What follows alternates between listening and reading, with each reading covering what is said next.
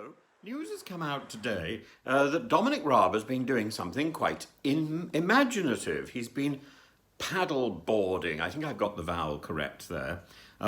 Paddle boarding. We're paddling in some form. And again, I'm being very careful about the vowel. But it does sort of remind me of the activity of the Emperor Nero as Rome burned. I'm sure if Mr. Raab was a musical man, which I suspect he's not, he might have been composing some songs during his sojourn in Crete. He might have got together and learnt how to play the bouzouki. That would have been something noble. Instead, he comes back and he says he wasn't paddling or piddling or whatever the vowel is, nor, I presume, was he composing ditties.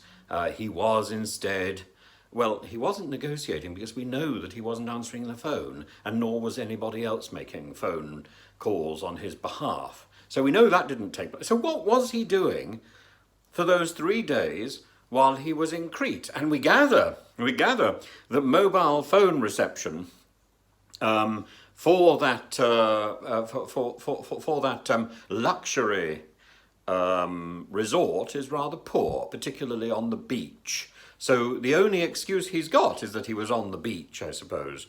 Maybe in his room he might have had better phone reception and could have done all those phone calls that he wasn't able to do, and that he now says were fairly pointless. My goodness, the list of excuses is almost as banal and embarrassing as the blame game that started last Sunday. So I don't know. I don't know which route to go down. I think probably the best thing to do is to start paddling across the lawn, or paddling in the flower beds. And anyway, oh my goodness, do we have any other news today? Precious little of consequence, because really the only thing which is important at the moment seems to me the fate of Afghanistan, and stories like the story of the British student from Afghanistan, the British medical student who tells of various threats made by the Taliban and what a relief he feels to have got out. He says, the threats are there, that they are only being cautious because they're being observed by the international community. So after the end of this month, when they are not observed, the mind boggles at the level of horror that may be visited on that country.